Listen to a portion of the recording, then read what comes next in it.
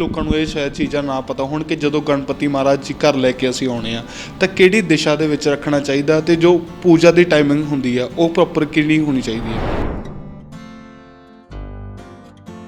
देखो जो गणेश उत्सव जिन्होंने आप कलंक चतुर्थी संकट चौथ तो भी जानते हैं, ये 19 तरीक को है, जिस दिन अपन शास्त्र मान्यता है कि इस दिन गणेश जी का प्राकट्य महोत्सव होया सी, इस दिन इन्हों का जन्म होया सी, उस दिन असी गणेश चतुर्थी के नाम तो जानते हैं। बहुत सारे लोगों के सवाल होगा कि कई लोगों को ये शायद चीज़ां ना पता होण कि जदों गणपति महाराज जी घर लैके असीं आउणे आ तां किहड़ी दिशा दे विच रखना चाहिए। देखो गणपति लिया घरे लियाण तो सब तो ज़्यादा ध्यान रखना चाहिए है कि गणपति जी के पिठ पिछे दरिद्रता होंदी है और उन्होंने हमेशा एक साफ आसन से रख के घर के ईशान कोण नूं पूरा साफ सुथरा करके बिल्कुल लास्ट की दीवार से रखना चाहिए है। कुछ लोग की करते उन्होंने सेंटर से रख देंगे ने जब तो पिछे परिक्रमा करते हैं, ऐसा कोई विधान नहीं, उन्होंने साइड से रखना चाहिए है और वो पिछे पिछे लास्ट दीवार होनी चाहिए है। और दिशा जी तुसीं पूछ रहे हो वो ईशान कोण ही होनी चाहिए। सारे लिए सब तो अच्छा है कि सब तो ज़्यादा ध्यान देना उन्होंने सुंड, गणपति की सुंड बाई सुंड नूं चंद्रमा वाल दी कहा जाता और दाहिनी सुंड नूं सूरज दी वाल कहा जाता है। घरे शांत प्रिय सुंड आनी चाहिए, इस करके गणपति जी बाई और सुंड होवे ज़्यादा अच्छा है। देखो इस बार का गणेश उत्सव वैसे ही खास है, गणेश जी अपने आप से खास ने, प्रथम पूजे ने, हरेक राशि लई हरेक गणपति अपने आप से ही तरक्कीदायक ने, पर कुछ स्पैशल राशियां लिए कुछ खास फल दे सकते हैं इस बार ये गणेश उत्सव, जिदा कि मेष राशि वाले, वृश्चिक राशि वाले।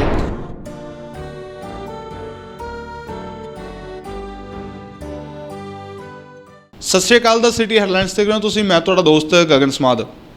गणेश उत्सव आ रहा तो तैयारियां जिहड़ियां ने शुरू हो चुकियां ने ते जो हिंदू समाज के लोग ने, हिंदू साडा भाईचारा, उन्होंने विच बड़ा उत्साह होंदा है कि कदों गणेश उत्सव आवेगा, कदों जिहड़ा असीं गणपति बापा नूं जिहड़ा घरे लैके आवांगे। ते तैयारियां जोरां शोरां ते चल रहीआं ते पूरी जानकारी साझी करन दे लई मेरे नाल पंडित रोहित पांडे जी मेरे नाल मौजूद होणगे। गलबात करांगे। पंडित जी नमस्कार जी। नमस्कार पंडित जी, गणेश उत्सव जिहड़ा आ रहा, पहला तो ये गल क्लीयर कर दो भी गणेश उत्सव है कदों?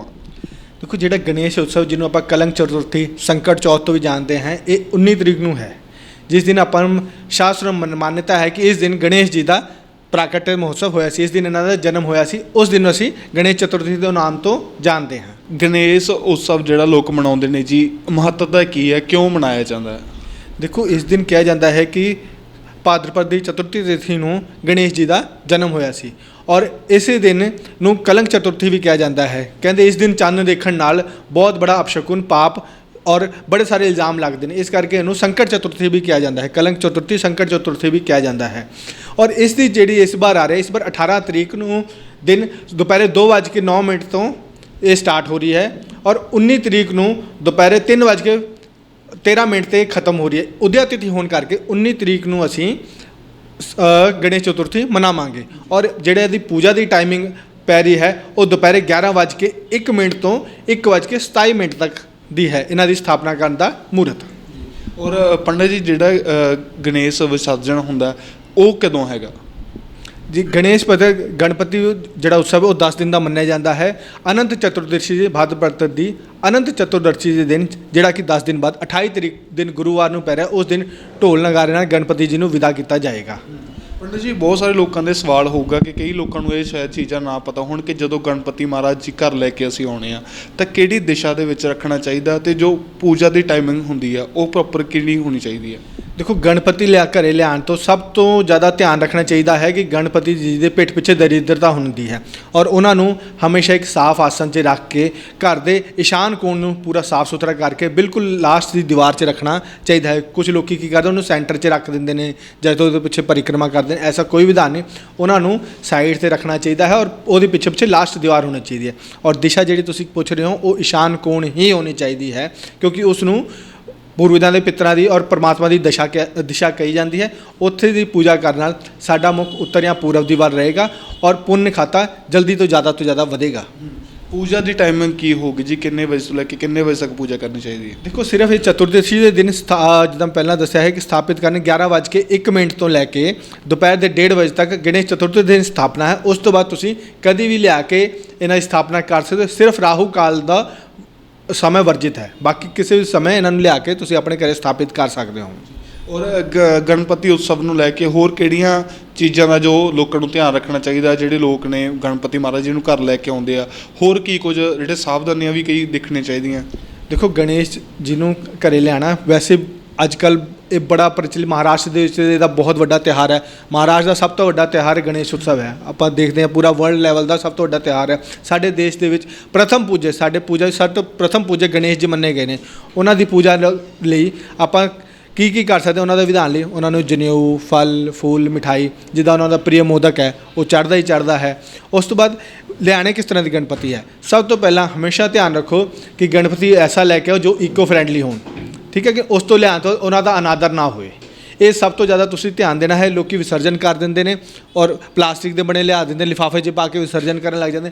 ਐਸਾ ਕਰਨਾ ਆਪਾਂ ਨੂੰ ਪੁੰਨ ਫਲ ਨਹੀਂ, ਸਾਨੂੰ ਪਾਪ ਲੱਗਦਾ ਹੈ ਕਿ ਇੱਕ ਤਾਂ ਨਦੀ ਤਲਾਬ ਗੰਦੇ ਹੁੰਦੇ ਨੇ, ਉਸ ਤੋਂ ਬਾਅਦ ਉਹਨਾਂ ਦੀ ਮੂਰਤੀ ਅੱਛੀ ਤਰ੍ਹਾਂ ਵਿਸਰਜਿਤ ਨਹੀਂ ਹੁੰਦੀ, ਉਹਦੇ ਫਿਰ ਅੱਛੇ ਕਰਨ ਦੀ ਜਗ੍ਹਾ ਉਲਟਾ ਸਾਨੂੰ ਪਾਪ ਲੱਗਦਾ ਹੈ। ਇਸ ਕਰਕੇ ਕੋਸ਼ਿਸ਼ ਕਰੋ ਈਕੋ ਫਰੈਂਡਲੀ ਗਣੇਸ਼ਪਤੀ ਲਿਆਓ। ਔਰ ਦੂਸਰਾ, ਹਰ ਕਿਸ ਤਰ੍ਹਾਂ ਦੇ ਗਣਪਤੀ ਘਰ ਲਿਆ ਕੇ ਜਾਣੇ, ਜਿਹੜਾ ਕਲਾ ਗਾਇਨ 'ਚ ਰੁਚੀ ਹੈ ਉਹਨਾਂ ਨੂੰ ਨ੍ਰਿਤ ਕਰਦੇ ਹੋਏ ਗਣਪਤੀ ਜੀ ਲੈ ਕੇ ਆਉਣਾ ਹੈ। ਜਿਹਨਾਂ ਨੂੰ ਵਾਦ ਯੰਤਰ, ਜਿਹੜਾ ਸੰਗੀਤ 'ਚ ਰੁਚੀ ਹੈ, ਉਹਨਾਂ ਦੇ ਕੋਈ ਵਾਦ ਯੰਤਰ ਵਜਾਉਂਦੇ ਹੋਏ ਰੁਚੀ ਲੈਣ। ਜਿਨ੍ਹਾਂ ਵੀ ਘਰ 'ਚ ਜਿਹਨਾਂ ਨੂੰ ਸੰਤਾਨ ਸੰਬੰਧੀ ਕਸ਼ਟ ਹੈ ਜਾਂ ਕਿਸੇ ਬੱਚਿਆਂ ਸੰਬੰਧੀ ਕਸ਼ਟ ਹੈ, ਉਹਨਾਂ ਨੂੰ ਬਾਲ ਗਣਪਤੀ ਆਪਣੇ ਘਰ ਲੈ ਕੇ ਆਉਣੇ ਚਾਹੀਦੇ ਨੇ। ਇਸ ਤਰ੍ਹਾਂ ਹੀ ਅਲੱਗ-ਅਲੱਗ ਰਾਸ਼ੀਆਂ, ਅਲੱਗ-ਅਲੱਗ ਚੀਜ਼ਾਂ ਨੇ ਗਣਪਤੀ ਲਈ, ਪਰ ਸਾਰਿਆਂ ਲਈ ਸਭ ਤੋਂ ਅੱਛਾ ਹੈ ਕਿ ਸਭ ਤੋਂ ਜ਼ਿਆਦਾ ਧਿਆਨ ਦੇਣਾ ਉਹਨਾਂ ਦੀ ਸੁੰਡ। ਗਣਪਤੀ ਦੀ ਸੁੰਡ, ਬਾਈਂ ਸੁੰਡ ਨੂੰ ਚੰਦਰਮਾ ਵੱਲ ਦੀ ਕਿਹਾ ਜਾਂਦਾ ਔਰ ਦਾਹਿਨੀ ਸੁੰਡ ਨੂੰ ਸੂਰਜ ਦੀ ਵੱਲ ਕਿਹਾ ਜਾਂਦਾ ਹੈ। ਘਰੇ ਸ਼ਾਂਤ ਪ੍ਰਿਯ ਸੁੰਡ ਆਉਣੀ ਚਾਹੀਦੀ, ਇਸ ਕਰਕੇ ਗਣਪਤੀ ਜੀ ਦੀ ਬਾਈਂ ਔਰ ਸੁੰਡ ਹੋਵੇ ਜ਼ਿਆਦਾ ਅੱਛਾ ਹੁੰਦਾ। ਮਹਾਰਾਸ਼ਟਰ ਜਿਹੜੇ ਸਿੱਧੀ ਵਿਨਾਇਕ ਮੰਦਿਰ 'ਚ ਆਪਾਂ ਦੇਖਿਆ ਹੈ ਕਿ ਉਹ 'ਚ ਦਾਈਂ ਔਰ ਸੁੰਡ ਵਾਲੇ ਨੂੰ, ਜਿਹਨੂੰ ਆਪਾਂ ਸੂਰਜ ਦੀ ਪਰਿਕਰਮਾ ਤਾਕਤ ਦਾ ਪ੍ਰਤੀਕ ਮੰਨਦੇ ਹਾਂ, ਉਹਨਾਂ ਦੀ ਮੂਰਤੀ ਉੱਥੇ ਸਥਾਪਿਤ ਹੈ। ਔਰ ਤੁਸੀਂ ਦੇਖੋ ਕਿ ਉਹਨਾਂ ਦੀ ਕਿੰਨੀ ਮਹੱਤਤਾ ਹੈ, ਕਿੰਨੀ ਪੂਜਾ ਅਰਚਨਾ ਹੈ। ਪਰ ਘਰੇ ਆਪਾਂ ਬਾਈਂ ਸੁੰਡ ਵਾਲੇ ਮੂਰਤੀ ਲੈ ਕੇ ਆਉਣ ਔਰ ਕੋਸ਼ਿਸ਼ ਕਰੋ ਉਹ ਆਸ਼ੀਰਵਾਦ ਦਿੰਦੇ ਹੋਣ। ਘਰੇ ਉਹਨਾਂ ਦਾ ਮੂਸ਼ਕ ਜ਼ਰੂਰ ਹੋਵੇ, ਹੱਥ 'ਚ ਲੱਡੂ ਜ਼ਰੂਰ ਫੜਾ ਹੋਵੇ, ਖੁਸ਼ੀ ਪ੍ਰਸੰਨਤਾ ਦੇਣ ਵਾਲੇ ਹਨ, ਕਿਉਂਕਿ ਅਸੀਂ ਉਹਨਾਂ ਨੂੰ ਪ੍ਰਸਿੱਧੀ ਔਰ ਸੁੱਖ ਦਾ ਸੂਚਕ ਮੰਨਦੇ ਹੋਏ ਉਹਨਾਂ ਨੂੰ ਘਰੇ ਆਪਣੇ ਸਥਾਪਿਤ ਕਰਨਾ ਹੈ। ਇਸ ਕਰਕੇ ਉਹਨਾਂ ਦੀ ਡੇਲੀ ਸ਼ਾਮ ਨੂੰ ਪੂਜਾ, ਤੁਹਾਡਾ ਸਵਾਲ ਜਿਹੜਾ ਪੂਜਾ, ਉਹਨਾਂ ਦੀ ਡੇਲੀ ਸਵੇਰੇ ਸ਼ਾਮ ਪੂਜਾ ਆਰਤੀ ਭੋਗ ਜ਼ਰੂਰ ਲਗਾਉਣਾ ਹੀ ਲਗਾਉਣਾ ਹੈ। ਉਸ ਤੋਂ ਬਾਅਦ ਤੁਸੀਂ ਉਹਨਾਂ ਨੂੰ ਦੂਸਰੇ ਤੀਸਰੇ ਜਦੋਂ ਵੀ ਤੁਹਾਡੀ ਇੱਛਾ ਹੈ ਦੱਸੋ, ਉਹਨਾਂ ਦੇ ਵਿਸਰਜਨ ਜ਼ਰੂਰ ਕਰਨਾ ਹੈ। ਪੰਡਿਤ ਜੀ, ਗਣਪਤੀ ਮਹਾਰਾਜ ਸਥਾਪਿਤ ਘਰ ਦੇ ਵਿੱਚ ਸਥਾਪਿਤ ਕਰਨ ਤੋਂ ਬਾਅਦ ਪੂਜਾ ਦੀ ਟਾਈਮਿੰਗ ਕੀ ਹੈ, ਪੂਜਾ ਕਿਸ ਤਰੀਕੇ ਨਾਲ ਕਰਨੀ ਹੈ? ਦੇਖੋ, ਗਣਪਤੀ ਜੀ ਆਪਣੇ ਘਰ ਦੇ ਇਸ਼ਾਨ ਕੋਣ ਦੇ ਵਿੱਚ ਸਾਫ਼ ਚੌਂਕੀ ਦੇ ਉੱਤੇ ਹੀ ਸਥਾਪਿਤ ਕਰਨੇ ਹੈ। ਉਸ ਸਥਾਪਿਤ ਕਰਨ ਤੋਂ ਇਹਨਾਂ ਦੀ ਪੂਜਾ ਸਵੇਰੇ ਫੁੱਲ, ਗਣਪਤੀ ਜੀ ਨੂੰ ਮੋਦਕ ਸਭ ਤੋਂ ਪ੍ਰਿਯ ਹੈ, ਇਸ ਕਰਕੇ ਇਹਨਾਂ ਨੂੰ ਮੋਦਕ ਦਾ ਭੋਗ ਲਗਾਉਣਾ ਬਹੁਤ ਜ਼ਰੂਰੀ ਹੈ। ਔਰ ਇਹ ਸਵੇਰੇ ਸ਼ਾਮ ਇਹਨਾਂ ਦੀ ਆਰਤੀ ਕਰਨਾ ਇਹ ਬੜਾ ਜ਼ਰੂਰੀ ਕੰਮ ਹੈ। ਇਹਨਾਂ ਨੂੰ ਜਨੇਊ, ਫਲ ਫੁੱਲ, ਮਿਠਾਈ, ਇੱਕ ਚੀਜ਼ ਦਾ ਬਹੁਤ ਖਾਸ ਧਿਆਨ ਰੱਖਣਾ, ਗਣੇਸ਼ ਜੀ ਨੂੰ ਤੁਲਸੀ ਦਲ ਨਹੀਂ ਚੜ੍ਹਦਾ ਹੈ। ਕੁਝ ਲੋਕੀ ਭੋਗ 'ਤੇ ਤੁਲਸੀ ਦਲ ਚੜ੍ਹਾਉਣ ਦੀ ਆਦਤ ਹੁੰਦੀ ਹੈ, ਪਰ ਗਣੇਸ਼ ਜੀ ਨੂੰ ਤੁਲਸੀ ਦਲ ਨਹੀਂ ਚੜ੍ਹਦਾ ਹੈ। ਇਸ ਚੀਜ਼ ਦਾ ਖਾਸ ਧਿਆਨ ਰੱਖਣਾ ਹੈ। ਪੰਡਿਤ ਜੀ, ਲੋਕ ਕਿਹੜੇ ਹਿਸਾਬ ਨਾਲ ਗਣਪਤੀ ਮਹਾਰਾਜ ਦੀ ਪੂਜਾ ਕਰਨਗੇ? ਕਈ ਲੋਕਾਂ ਨੂੰ ਬਹੁਤ ਸਾਰੇ ਕਸ਼ਟ ਨੇ, ਗਣਪਤੀ ਮਹਾਰਾਜ ਨੂੰ ਲੋਕ ਕਹਿੰਦੇ ਨੇ ਕਿ ਕਸ਼ਟ ਹਰਨ ਨੇ, ਕਸ਼ਟਾਂ ਨੂੰ ਹਰਨ ਕਰ ਲੈਂਦੇ ਆ, ਅਤੇ ਜਾਂ ਉਹਨਾਂ ਦੇ ਕਸ਼ਟ ਦੂਰ ਹੋ ਜਾਣ, ਜਾਂ ਜਿਹੜਾ ਲੋਕਾਂ ਦੇ ਸਿਰ ਕਰਜ਼ਾ ਹੈਗਾ ਉਹ ਕਰਜ਼ਾ ਉਤਰ ਜੇ, ਤਾਂ ਉਹ ਕਿਵੇਂ ਜਿਹੜੀ ਪੂਜਾ ਕਰ ਸਕਦੇ ਆ? ਕਿਹੜੇ ਉਪਾਅ ਹੈਗੇ ਨੇ? ਦੇਖੋ, ਜੇ ਤਾਂ ਗਣਪਤੀ ਜੀ ਨੂੰ, ਜੇ ਤੁਹਾਨੂੰ ਸ਼ਾਰੀਰਿਕ ਕਸ਼ਟ ਹੈ, ਕਿਸੇ ਪ੍ਰਕਾਰ ਦਾ ਸ਼ਾਰੀਰਿਕ ਕਸ਼ਟ ਹੈ, ਘਰੋਂ ਬਿਮਾਰੀ ਰੋਗ ਨਹੀਂ ਜਾਂਦੇ ਹੈ, ਠੀਕ ਹੈ ਕਿ ਨਹੀਂ, ਜਦ ਤੱਕ ਪਰੇਸ਼ਾਨ ਹੈ ਬਿਮਾਰੀ, ਤਾਂ ਉਸ ਨੂੰ 21 ਮੋਤੀਚੂਰ ਦੇ ਲੱਡੂ ਗਣਪਤੀ ਜੀ ਨੂੰ ਚੜ੍ਹਾਉਣੇ ਚਾਹੀਦੇ ਨੇ। ਫਿਰ ਤੋਂ ਮੈਂ ਦੱਸ ਰਿਹਾ, ਜਿਸ ਬੰਦੇ ਨੂੰ ਸ਼ਾਰੀਰਿਕ ਕਸ਼ਟ ਹੈ ਉਹਨੂੰ 21 ਮੋਤੀਚੂਰ ਦੇ ਲੱਡੂ ਆਪਣੇ ਗਣਪਤੀ ਜੀ ਨੂੰ ਚੜ੍ਹਾਉਣੇ ਚਾਹੀਦੇ ਹੈ। ਔਰ ਦੂਸਰਾ, ਉਸੇ ਘਰ ਦੇ ਵਿੱਚ ਕਿਸੇ ਬੰਦੇ ਨੂੰ ਕੋਈ ਕਹਿੰਦਾ ਮੇਰਾ ਕੰਮ ਵਪਾਰ ਜਾਂ ਕਿਸੇ ਪ੍ਰਕਾਰ ਜਿਸ ਵੀ ਜਾਤਕ ਨੂੰ ਵਪਾਰ ਸੰਬੰਧੀ ਪਰੇਸ਼ਾਨੀ ਹੈ, ਮਿਹਨਤ ਬਹੁਤ ਕਰ ਰਿਹਾ ਹੈ ਪਰ ਵਪਾਰ ਨੂੰ ਉਨਾ ਫਲ ਔਰ ਉਨਾ ਪੁੰਨ ਨਹੀਂ ਮਿਲ ਰਿਹਾ, ਉਸ ਆਦਮੀ ਨੂੰ 51 ਬੇਸਨ ਦੇ ਲੱਡੂ ਗਣਪਤੀ ਜੀ ਨੂੰ ਚੜ੍ਹਾਉਣੇ ਚਾਹੀਦੇ ਹੈ। ਤੀਸਰਾ, ਜਿਹੜਾ ਬਹੁਤ ਹੀ ਖਾਸ ਆਉਂਦਾ ਹੈ ਕਿ ਹਰ ਚੀਜ਼ ਠੀਕ ਹੈ, ਸਭ ਚੀਜ਼, ਪਰ ਘਰ ਦਾ ਮਾਹੌਲ ਨਾ ਉਤਸ਼ਾਹਵਰਧਨ ਨਹੀਂ ਹੈ। ਸਭ ਅਸੀਂ ਮਿਹਨਤ ਕਰ ਰਹੇ ਹਾਂ, ਸਭ ਕੁਝ ਕਰ ਰਹੇ ਹਾਂ, ਪਰ ਘਰ ਦਾ ਮਾਹੌਲ ਉਤਸ਼ਾਹਵਰਧਨ ਨਹੀਂ ਹੈ। ਉਸ ਘਰ ਦੇ ਵਿੱਚ ਨ੍ਰਿਤ ਕਰਦੇ ਹੋਏ ਗਣਪਤੀ ਜੀ ਜ਼ਰੂਰ ਸਥਾਪਿਤ ਕਰਨੇ ਚਾਹੀਦੇ ਹੈ, ਅਤੇ ਉਸ ਵਿੱਚ 31 ਬੇਸਨ ਦੇ ਲੱਡੂ ਉਹਨਾਂ ਨੂੰ ਉੱਥੇ ਭੋਗ ਲਗਾਉਣਾ ਚਾਹੀਦਾ। ਉਸ ਤੋਂ ਬਾਅਦ ਤੁਸੀਂ ਦੇਖੋਗੇ ਘਰ ਦਾ ਮਾਹੌਲ ਬੜਾ ਚਮਤਕਾਰਿਕ ਰੂਪ 'ਚ ਅੱਛਾ ਹੁੰਦਾ ਧੀਰੇ ਧੀਰੇ ਸ਼ੁਰੂ ਹੋ ਜਾਏਗਾ। ਜੈ ਸ਼੍ਰੀ ਰਾਮ ਦੋਸਤੋ।